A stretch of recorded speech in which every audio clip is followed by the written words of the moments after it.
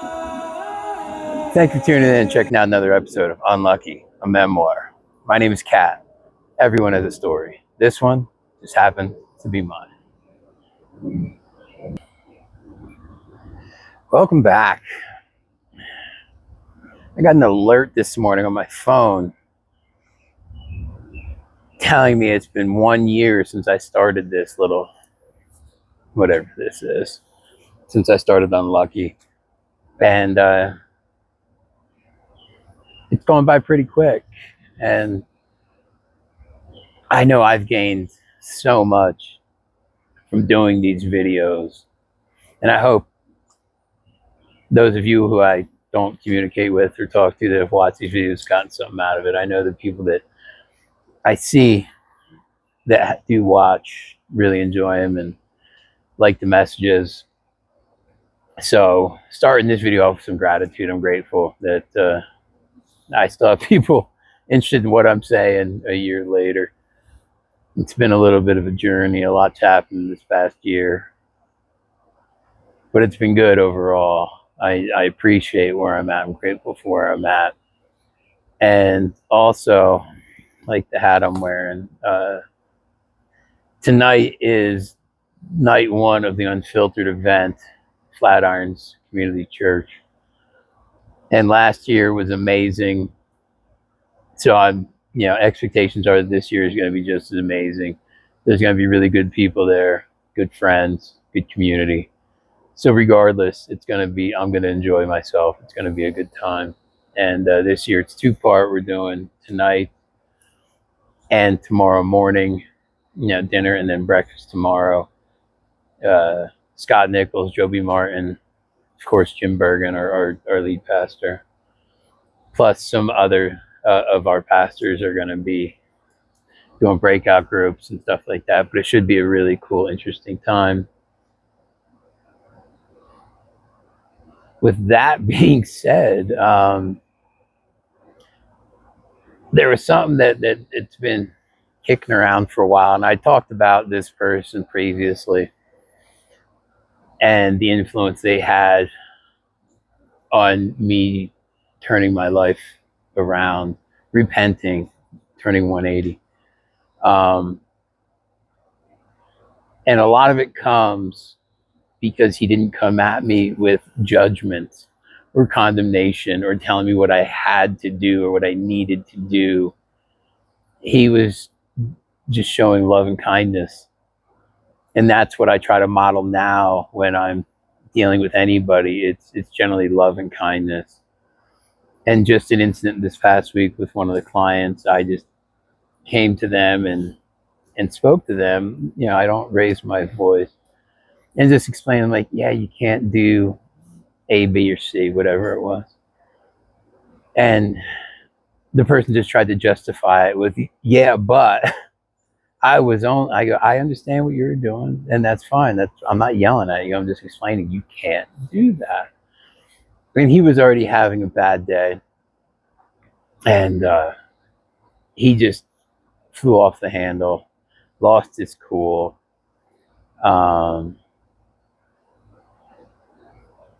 And at that point, I walked away and let the person go kind of cool off for a bit and reflect.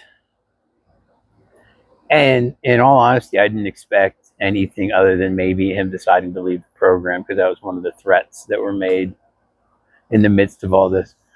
And I think because I met with love and kindness, I didn't engage him in the way he was engaging me.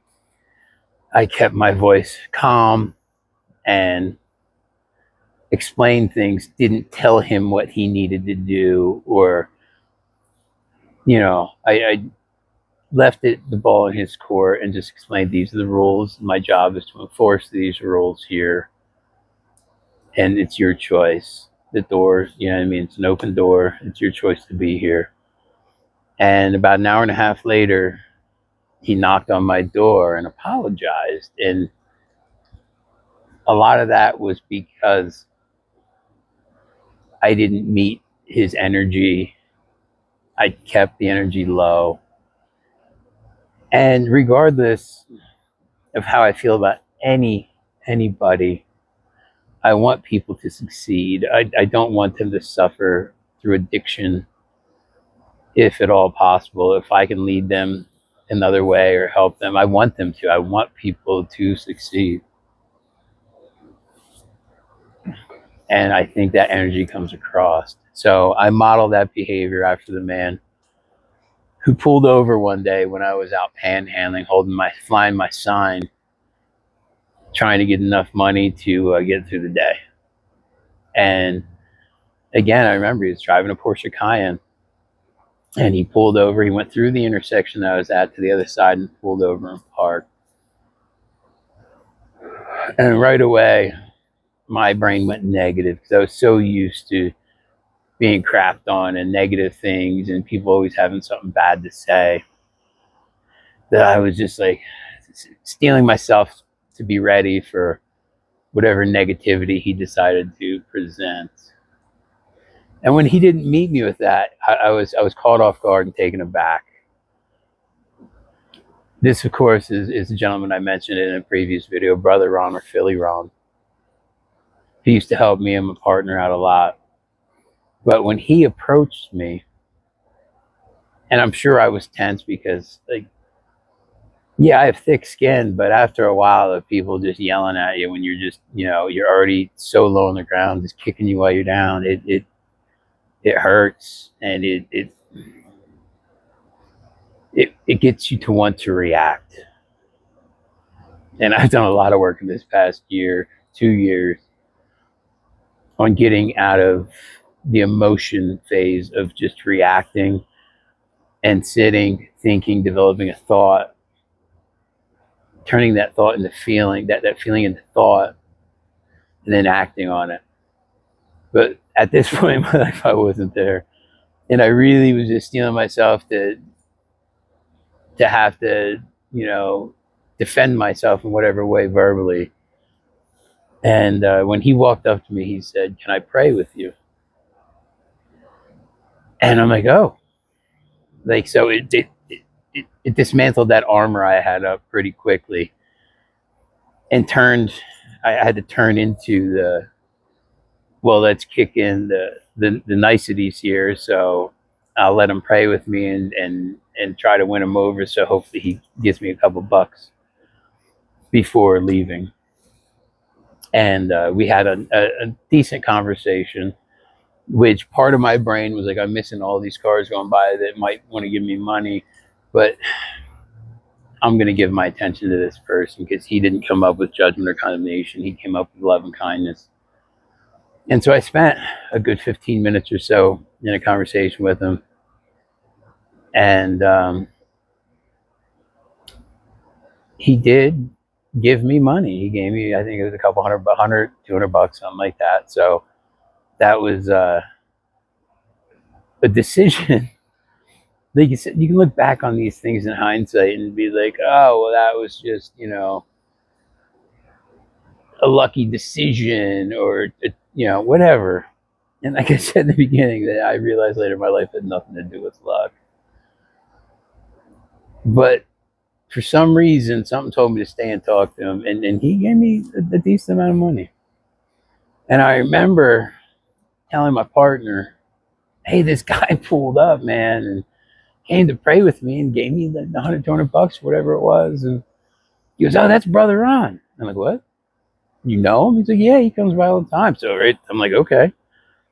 So one of the times he comes up, we're both out there because we used to swap times on the certain corner, but like on weekends we could both be out there on separate corners. And he came by when we were both out there one day, and he's given me and my partner a good chunk of change. At this point, it was a few $100 every time he saw us, if not more. And I remember my partner just asked him, why do you do this? And he said, not that I'm complaining, I really appreciate it. And for some reason, a little voice in the back of my head brought up the scripture, for it is easier for a camel to pass through the eye of a needle than it is for a wealthy man to enter the kingdom of heaven. And I saw his eyes light up. And that keyed something, right? And I was like, oh, so I know scripture that impresses him, impressing him. He's going to want to help me more. Excuse me. And so I kept trying to remember different pieces of scripture, and whenever he was around, bring them up. So I had somebody say, it's kind of funny, he almost tricked you into reading the Bible, bringing you into Christ. But again, not his plan. This was all God's plan. This is what was set out in front of me. And this is when I finally started being able to see that there was a path in front of me, and to try to start following it.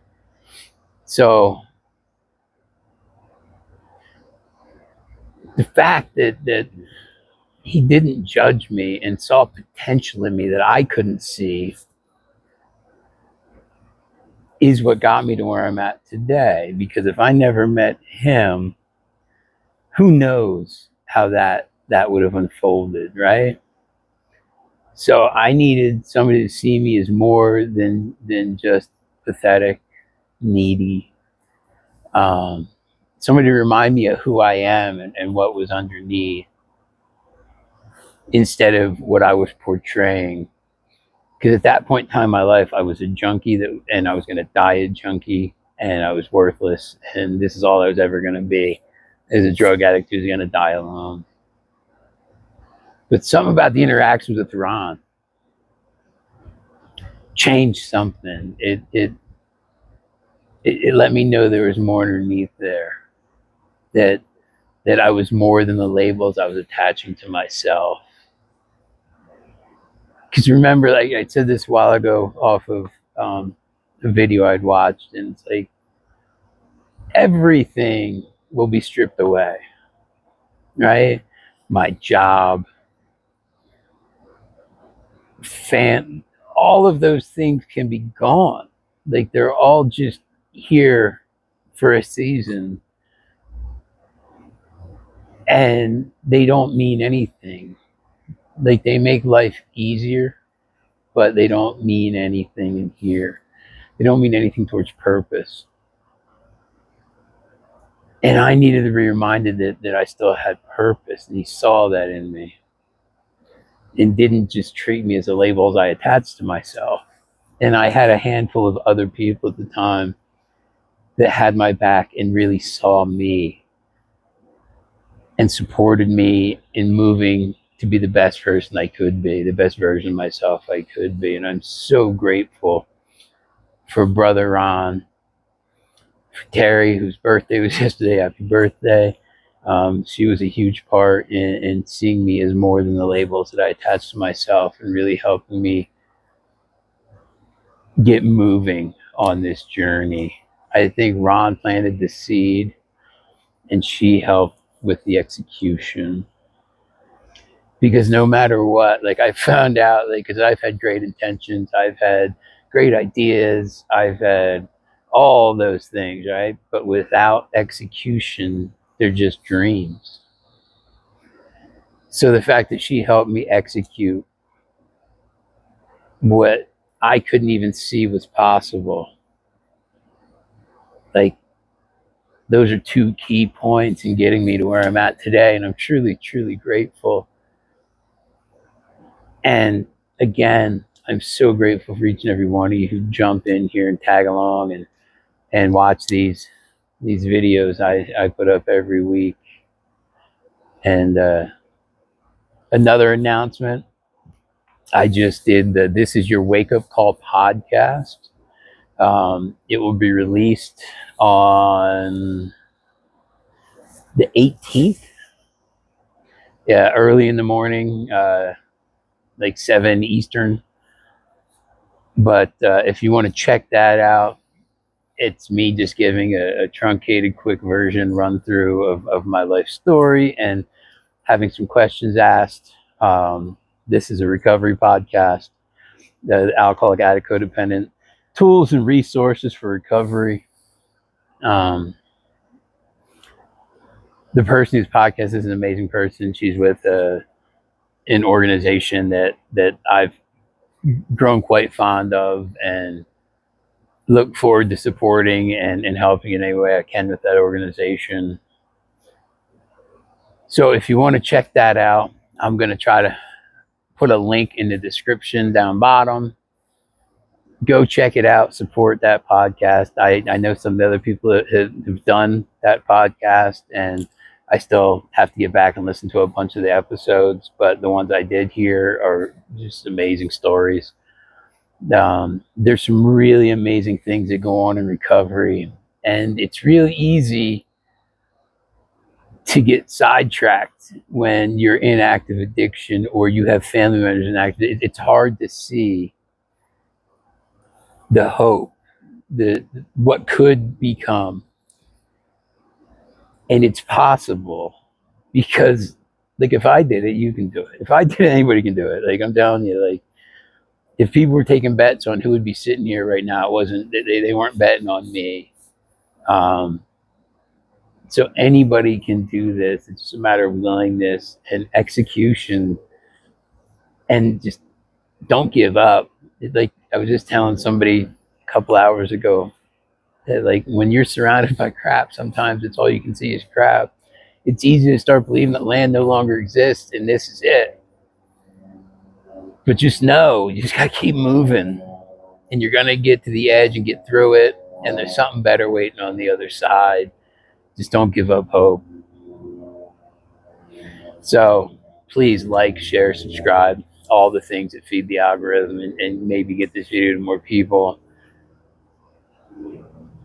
I appreciate each and every one of you. This has been an awesome year, and we'll see where we go from here. Catch y'all next week.